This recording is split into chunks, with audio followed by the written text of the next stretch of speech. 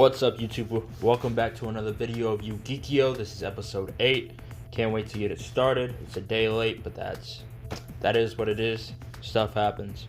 So today we're going over tips and tricks, really just cards that you can use in the newest Edison format for the 2010 ban list and play style. And then we're also going over good cards and staples to have in pretty much any deck for the Master Rules 5, the Rules and Ban List of 2024. These are not in any specific order. If you want a video on that, you can leave us a comment in the comment section below and just let me know if you want a video, if you want episode 9 or another episode to be on what cards should go where, maybe even what decks they are best suited in. But without further ado, let's get into that video.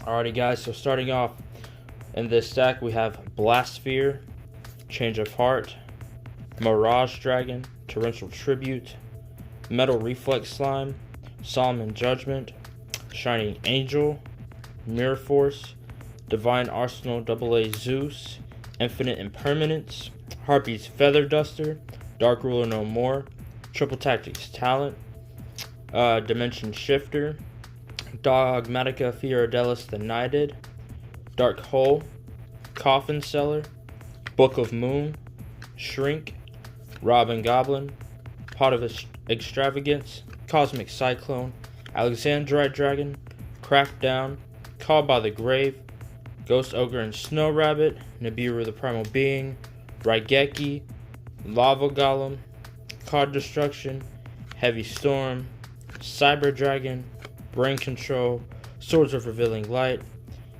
Exchange, Mystical Space Typhoon, Monster Reborn, Nobleman of Crossout, Scapegoat, Lightning Vortex, Sakura-2 Armor, last but not least, Waboku. So these are just cards that I have. There's other cards that are good to put in here. I had to take some of these out of like decks and stuff. I'll have to put them back later. But there's other cards that are good to put in other decks as well. Like for like a substitute for like Lightning Vortex and Raigeki would be Lightning Storm. It's a great card. It's kind of, depending on the variant, it can be kind of pricey. Hence the reason why I don't have one. And then for other stuff like Ghost Ogre and Snow Rabbit, any of the sister variants are really good. Also depending on your playstyle, your deck, and how you're going to be playing, whether it's going to be casual or tournament. Ghost Ogre and Snow Rabbit is a really good substitute for like Ghost Spell and Haunted Mansion or Ash Blossom. And really those three sisters, if you have them in a deck, you should be pretty okay with hand traps. And then Scapegoat's just really good for just getting tokens out in the field and stuff. Other cards like Cyber Dragon, you have like Dino Wrestler Pankratops and other cards like that. These two are really good cards. This is a better card for like Edison format nowadays than it is anything, unless you're running Cyber Dragons. And then Dino Wrestler Pankratops basically is just Cyber Dragon, but has an added ability with some higher stats.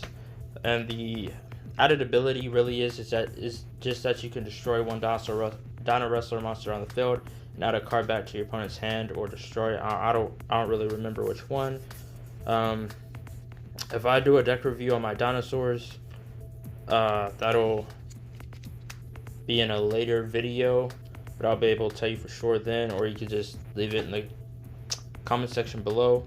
Cards like Lava Golem were really like the first type of kaiju card. It's really better for Edison format, I would say. But like,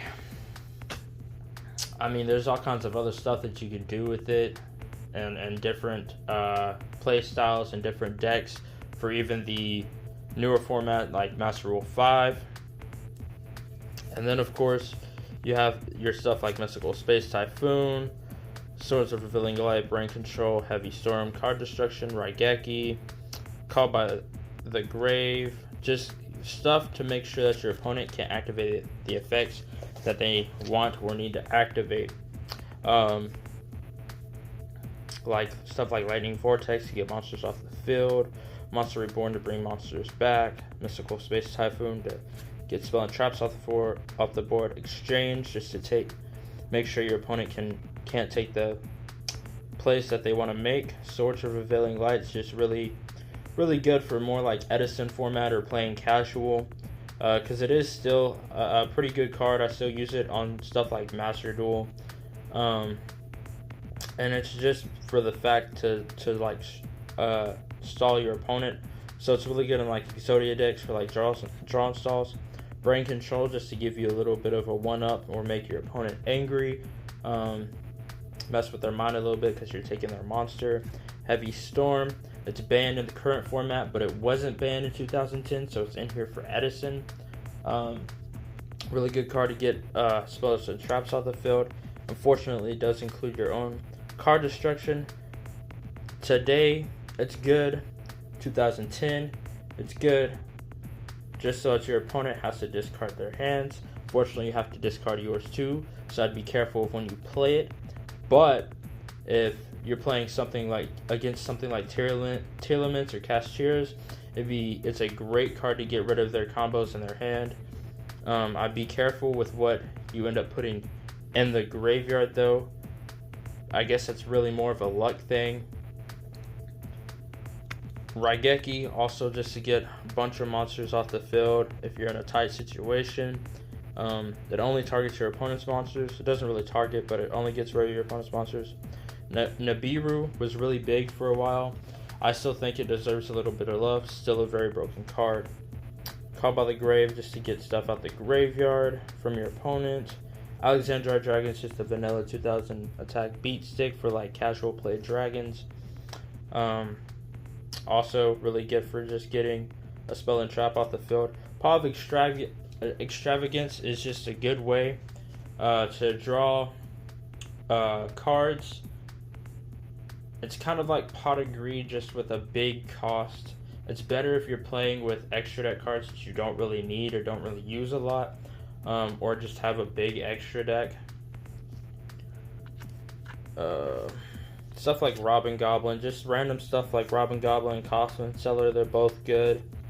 Shrink and Book of Moon, they could be good in casual play. Dark Hole is good in casual play. Dogmatica Fiorella's United is really good just because it's really good for Master Rules 5. It wasn't out in 2010, but it's really good in Master Rules 5 just because of the special summon ability if there's a monster special summon from the extra deck on the field. Dimension Shifter is really good. It's pretty much like Dimensional Fissure. I think that's what it's called. Basically, if you don't have any cards in your graveyard, you can send it from your hand to the graveyard, and then all cards that are sent to the graveyard are banished instead. Chuckable Tactics Talent is really just based on who you're playing against, just because of its kind of situational effect that it has to play off of. But I mean, it's a great way to draw cards and even look at your opponent's hand if need be. Dark Ruler No More, also really good just to get, to get your opponent's effects. Harpy's Feather Duster, great way to get away spells and traps. Infinite Impermanence is just really good for card negates. If you play it right, you can get 2. Divine Arsenal AA Zeus is a really good Xyz monster that plays off of other Xyz monsters during the battle phase, since you can special summon it. Mirror Force has always been a great staple card to have in any deck as soon as it came out, just because the ability that if your opponent attacks, you can destroy all attack position monsters your opponent controls. Shining Angel is really good, especially when playing with the light monsters. I usually run 3 in the deck. That's just so I can play off of each other. So if one goes to the graveyard, another one's summoned out, so on and so forth until I have to summon something else. Solomon Judgment's a really good way, or any of the Solomon variants really, except for like one, like I think it's called like Solomon or Seer or something like that. You have to have a specific card on the field or whatever to play it. But any of the other Solomon variants are really good to play for negates, and I think one of them, Solomon Wishes, allows you to gain life points. Metal Reflex Slime, or any trap monster that you can have in your deck without it having to be situational, are really good cards. So like Metal Reflex Slime or Angel Statue of Zurun, they're just really good to have that pop effect whenever they're set and your opponent wants to declare a direct attack or something. Just pop it out, especially with Metal Reflex Slime having such high defense. Torrential Tribute is just a really good way to make sure that your opponent can't play off of the summons, normal summon or special summon, flip summon. Mirage Dragon, it's kind of beat up, it's kind of really old. I wasn't always the best at taking care of my cards, but that's besides the point. It's kind of like a level 4 lower stat Jinzo, but for casual play of dragons, and it basically just negates traps during the battle phase. Change of Heart, unfortunately, was banned for a long while. I think it's banned in Edison format, but we do have it in the 2024 Master Rules 5 format. It's just a really good card like Brain Control. And then Blast Sphere is just a good card to have in casual play, just so that you can get rid of your monsters. And that'll be all for this video, guys. Can't wait to catch you in episode 9. And with that, y'all have a blessed night